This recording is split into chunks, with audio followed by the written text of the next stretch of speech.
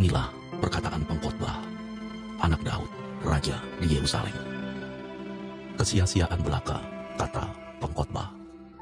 Kesia-siaan belaka, segala sesuatu adalah sia-sia. Apakah gunanya manusia berusaha dengan jerih payah di bawah matahari? Keturunan yang satu pergi dan keturunan yang lain datang, tetapi bumi tetap ada. Matahari terbit, matahari terbenam, lalu terburu-buru menuju tempat ia terbit kembali. Angin bertiup ke selatan, lalu berputar ke utara. Terus-menerus ia berputar, dan dalam putarannya, angin itu kembali. Semua sungai mengalir ke laut, tetapi laut tidak juga menjadi penuh. Kemana sungai mengalir, ke situ sungai mengalir selalu. Segala sesuatu menjemukan, sehingga tak terkatakan oleh manusia. Mata tidak kenyang melihat, telinga tidak puas mendengar. Apa yang pernah ada, akan ada lagi. Dan apa yang pernah dibuat, akan dibuat lagi. Tak ada sesuatu yang baru di bawah matahari. Adakah sesuatu yang dapat dikatakan, lihatlah, ini baru? Tetapi itu sudah ada dulu, lama sebelum kita ada. Kenang-kenangan dari masa lampau tidak ada, dan dari masa depan yang masih akan datang pun tidak akan ada kenang-kenangan pada mereka yang hidup sesudahnya. Aku, pengkhotbah, adalah raja atas Israel di Yerusalem. Aku membulatkan hatiku untuk memeriksa dan menyelidiki dengan hikmat segala yang terjadi di bawah langit. Itu pekerjaan yang menyusahkan yang diberikan Allah kepada anak-anak manusia untuk melelahkan diri. Aku telah melihat segala perbuatan yang dilakukan orang di bawah matahari. Tetapi lihatlah, segala sesuatu adalah kesia-siaan dan usaha menjaring angin. Yang bongkok tak dapat diluruskan, dan yang tidak ada tak dapat dihitung. Aku berkata dalam hati, lihatlah, aku telah memperbesar dan menambah hikmat lebih daripada semua orang yang memerintah atas Yerusalem sebelum aku. Dan hatiku telah memperoleh banyak hikmat dan pengetahuan. Aku telah membulatkan hatiku untuk memahami hikmat dan pengetahuan, kebodohan dan kebebalan. Tetapi aku menyadari bahwa hal ini pun adalah usaha menjaring angin, karena di dalam banyak hikmat ada banyak susah hati, dan siapa memperbanyak pengetahuan, memperbanyak kesedihan. Shalom Bapak Ibu dan teman-teman semua. Kita mulai dari yang ayat 1 ya. Ayat 1 dikatakan, inilah perkataan pengkhotbah anak Daud, raja di Yerusalem. Kenapa ya Salomo itu perlu menekankan kata-kata itu? Dia adalah anak Daud dan juga seorang raja di Yerusalem. Kenapa di ayat 1 dia mengatakan hal seperti itu? Sebetulnya Salomo itu ingin mengatakan kalau misalnya yang berbicara ini bukanlah orang sembarangan. Yang berbicara ini adalah orang yang kompeten. Dia itu paham urusan di atas bumi dan juga di bawah bumi.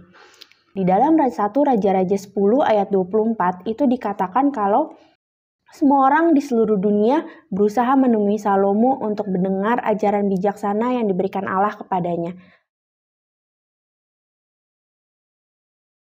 Bahkan Ratu Syeba pun datang dan dia juga kagum akan hikmat Salomo dan akhirnya dia berkata di 1 Raja-Raja 10 ayat 6 bahwa segala yang saya dengar di tanah air saya tentang Tuhan dan kebijaksanaan Tuhan memang benar. Dahulu saya tidak dapat percaya, Tapi setelah saya datang dan menyaksikan semuanya dengan mata kepala sendiri, barulah saya yakin. Sesungguhnya segala yang saya dengar itu belum setengah dari yang saya lihat sekarang. Nyatanya kebijaksanaan dan kekayaan Tuhan jauh lebih besar dari yang diberitakan kepada saya. Bahkan Ratu Negeri Sheba pun sampai takjub dengan hikmatnya Salomo.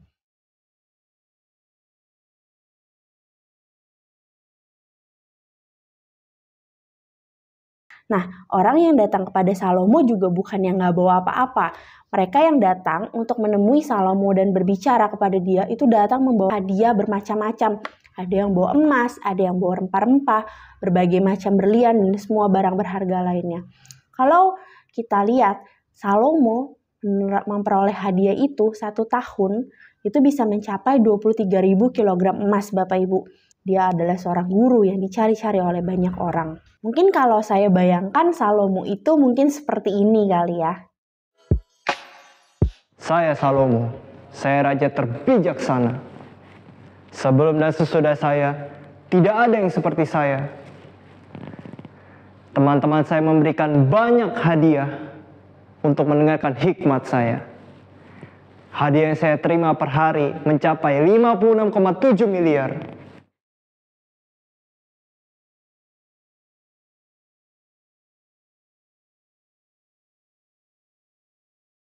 Ayat kedua dikatakan kesia-siaan belaka. Kesia-siaan belaka. Segala sesuatu adalah sia-sia. Di sini kata sia-sia itu asal katanya adalah havel, yang berarti uap atau nafas. Nah, yang menariknya adalah kata havel ini itu ternyata sama digunakan juga pada kata Habel. Jadi arti nama Habel yang anaknya Adam dan Hawa itu sama. Dia menggunakan kata yang sama dengan kata sia-sia ini. Artinya itu uap atau nafas. Kita sama-sama tahu kalau misalnya Habel itu adalah seorang peternak yang baik. Tapi apa sih yang diingat dari Habel? Yang kita sama-sama ingat dan Alkitab catat adalah persembahan dia kepada Tuhan. Jadi memang apa yang dikerjakan di bawah matahari itu semuanya sia-sia. Tapi apa yang kita kerjakan, kita persembahkan untuk Tuhan itu tidak akan sia-sia. Sekarang kita pikirkan sama-sama. Kata Salomo semuanya itu sia-sia. Memang hidup kita sia-sia. Coba kita pikirin ya. Kita bekerja setiap hari, banting tulang, capek. Sebenarnya untuk apa sih? Mungkin ada yang menjawab, biar hidup kita lebih baik gitu ya. Ya, kalau misalnya hidup kita udah lebih baik, terus untuk apa? Lalu mungkin ada yang menjawab lagi, ya biar kita hidupnya bahagia dan merasa aman gitu. Terus kalau hidup kita udah bahagia, terus apa dong? Ya, mungkin kita hidup bahagia biar nanti ketika kita meninggal orang-orang mengenang kita itu baik gitu ya Bapak Ibu. Tapi emang kalau misalnya orang mengenang kita akan dikenang terus gitu selama bertahun-tahun? Enggak juga. Orang gampang banget melupakan sesuatu gitu. Ini contohnya kita memakai misalnya motor, tapi Bapak Ibu tahu gak siapa yang menemukan motor? Gak ada kan? Ya, dia menemukan sesuatu barang yang kita pakai setiap hari, tapi bahkan namanya pun kita nggak tahu. Jadi semudah itu orang bisa melupakan sesuatu Bapak Ibu. Jadi memang apapun yang dikerjakan di bawah matahari itu sia-sia, ujungnya tuh nggak ada hasilnya sebenarnya.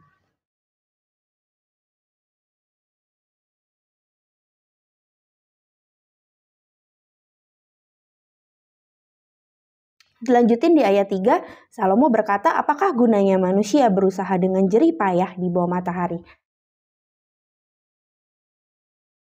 Di sini menarik Bapak Ibu, karena Salomo itu menggunakan permainan kata. Kata berusaha dan jerih payah di sini, bahasa aslinya itu sama. Dia menggunakan kata yang sama, yaitu omol. Jadi contoh permainan katanya itu misalnya kayak gini.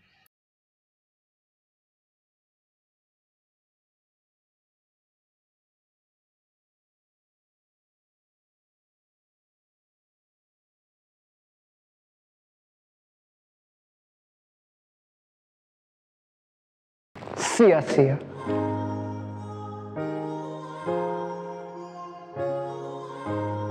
Lalu lanjut di ayat keempat dikatakan keturunan yang satu pergi dan keturunan yang lain datang, tetapi bumi tetap ada.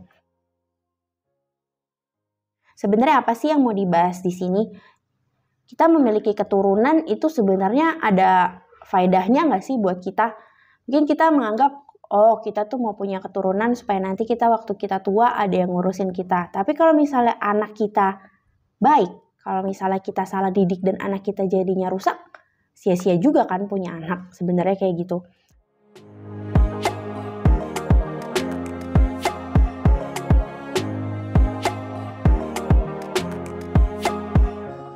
Salomo juga ingin menyebutkan tentang kutuknya Adam.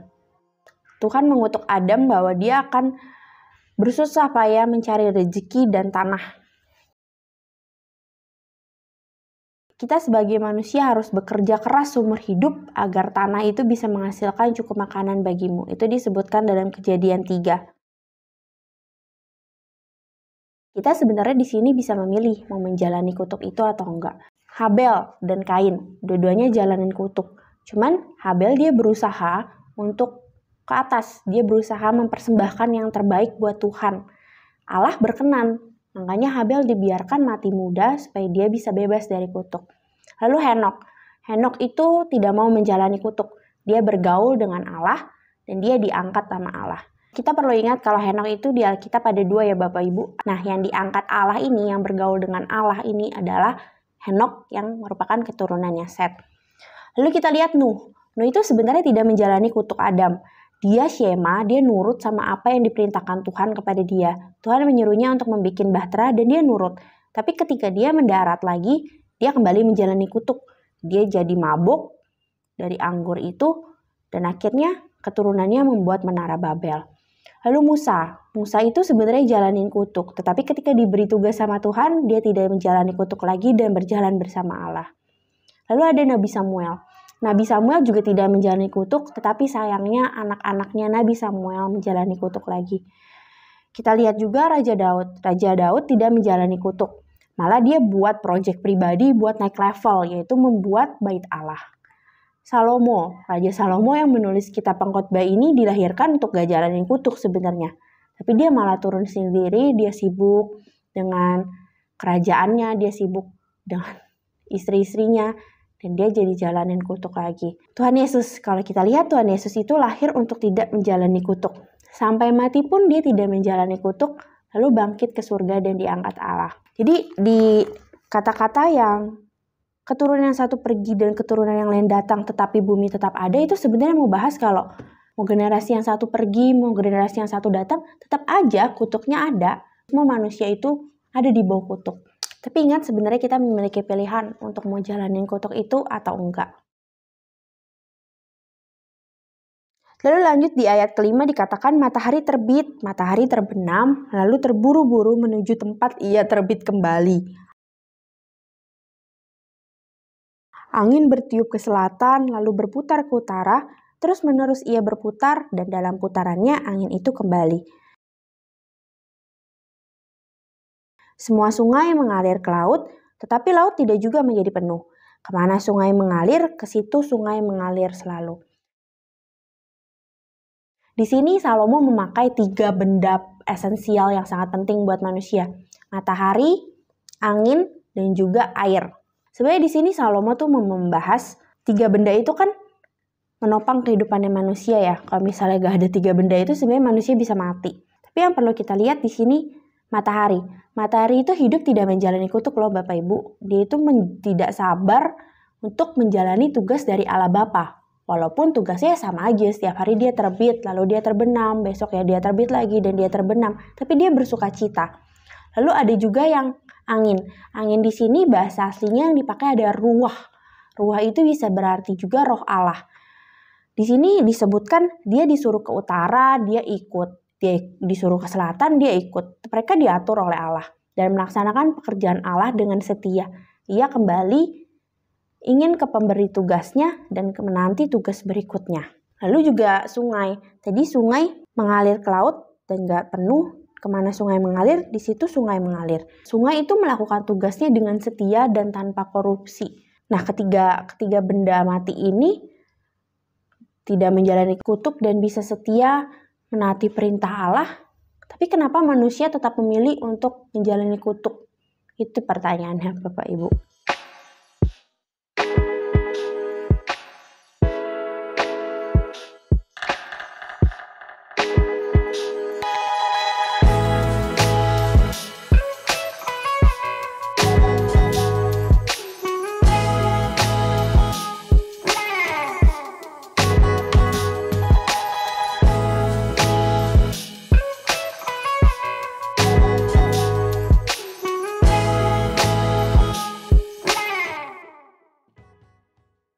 Lalu disebutkan di ayat 8, segala sesuatu menjemukan sehingga tak terkatakan oleh manusia. Mata tidak kenyang melihat, telinga tidak puas mendengar. Apa yang pernah ada akan ada lagi, dan apa yang pernah dibuat akan dibuat lagi. Gak ada sesuatu yang baru di bawah matahari. Manusia itu cepat merasa bosan, maunya selalu cari yang baru terus, gak pernah merasa puas. Tapi kenapa? Itu karena sejak makan buah pengetahuan yang baik dan jahat itu, manusia jadi sadar diri, memiliki self-conscious. Lalu mulai deh dia membandingkan diri ke orang lain. Kok hidup dia lebih baik ya dari gua, dan segala macamnya. Makanya selalu mencari hal baru untuk menutupi kekosongan yang manusia itu rasakan.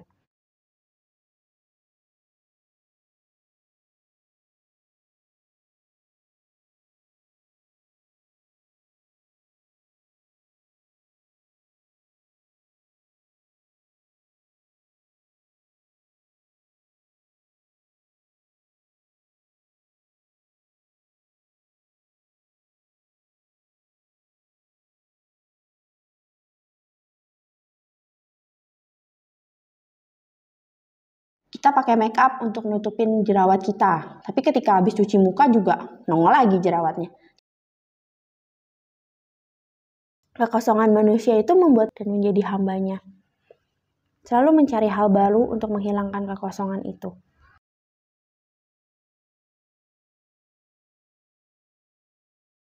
Ayat 10 dikatakan, adakah sesuatu yang dapat dikatakan, lihatlah ini baru, tetapi itu sudah ada dulu, lama sebelum kita ada. Jadi dari Pengkhotbah 1 ayat 1-11 ini, kita belajar kalau misalnya memang kita sebagai manusia itu hidup di bawah kutuknya Adam. Tapi kita bisa memilih untuk mau menjalani kutuk itu atau menjalani tugas dari Allah, mempersembahkan hidup kita kepada Allah.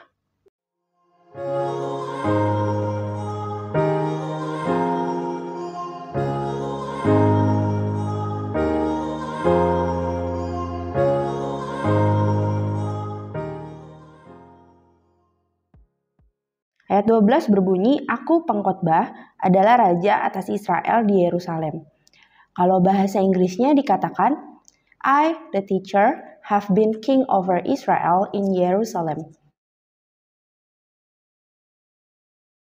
Jadi di sini memang kita tahu kalau misalnya Raja Salomo menuliskan kitab Pengkhotbah ini ketika dia sudah tua, ketika usianya sudah lanjut. Taunya dari mana? Taunya dari kata-kata I have been king over Israel. Jadi dia memang sudah pernah menjadi raja. Berarti ketika dia menuliskan kitab Pengkhotbah ini, dia udah bukan raja lagi dan dia sudah berusia lanjut. Lalu lanjut ayat ke-13 dia mengatakan, aku membulatkan hatiku untuk memeriksa dan menyelidiki dengan hikmat segala yang terjadi di bawah langit. Itu pekerjaan yang menyusahkan yang diberikan Allah kepada anak-anak manusia untuk melelahkan diri.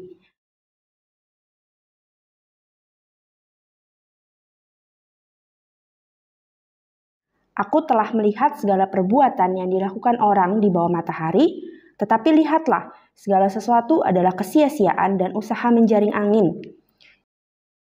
Yang bongkok tak dapat diluruskan, dan yang tidak ada tak dapat dihitung. Mungkin kalau saya bayangkan Salomo itu mungkin seperti ini kali ya. Di hari tua ini, saya memutuskan untuk menyelidiki semua pekerjaan di bawah matahari dengan teropong hikmat. Saya punya tim di Amerika, terdiri dari 100 orang yang paling pintar di Amerika. Begitupun di Eropa, Asia, Afrika, bahkan Australia. Semua saya gaji.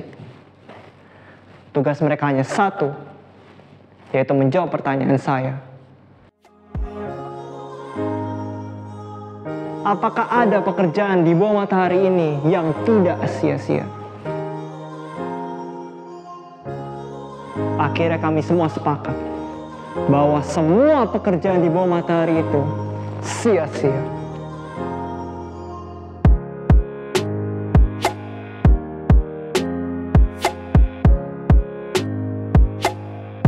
Bagaimana menurut Anda?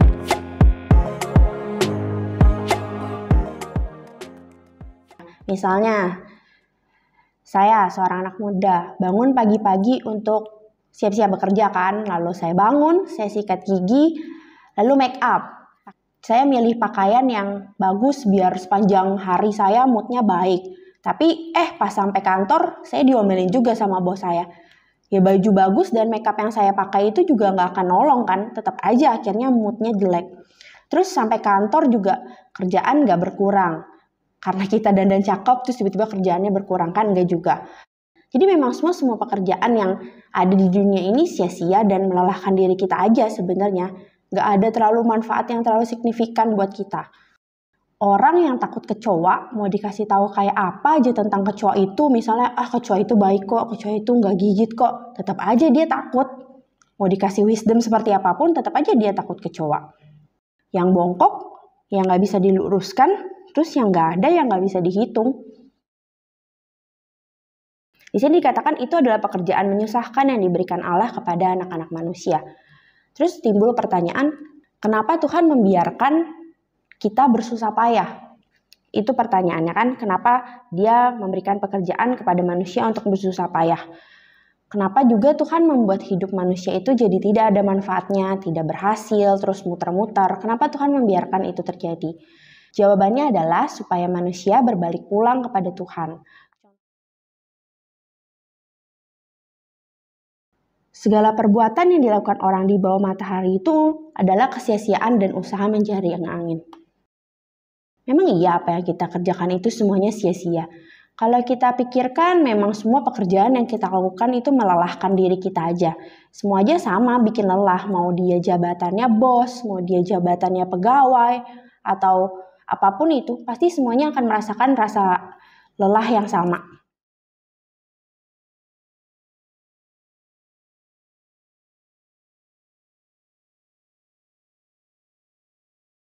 Kalau nggak ada kerjaan, biasanya tuh manusia cenderung untuk berbuat jahat deh.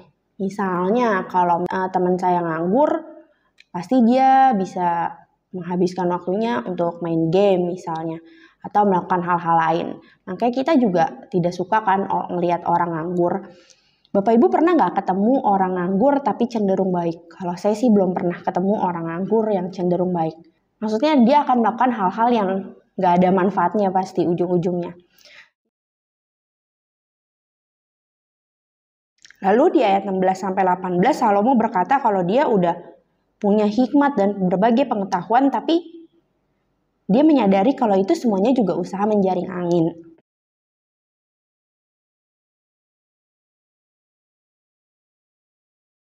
Karena di dalam banyak hikmat ada banyak susah hati, dan siapa memperbanyak pengetahuan memperbanyak kesedihan.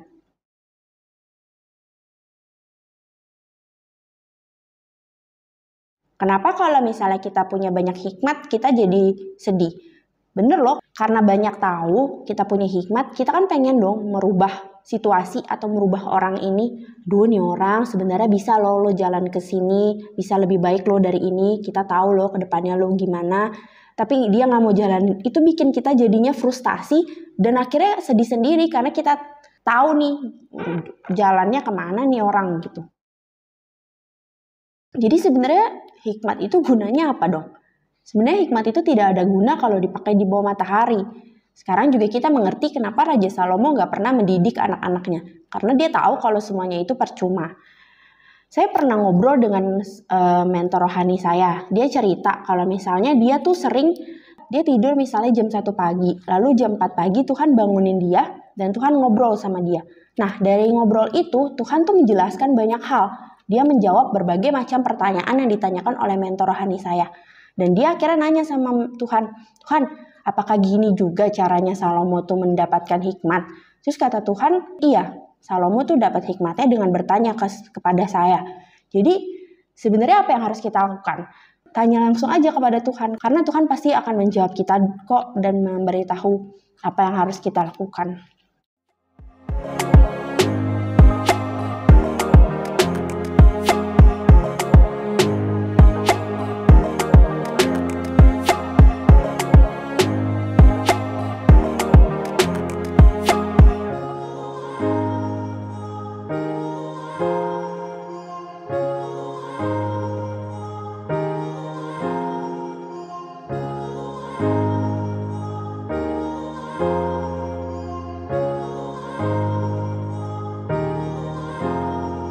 Sekian pembahasan kali ini. Terima kasih.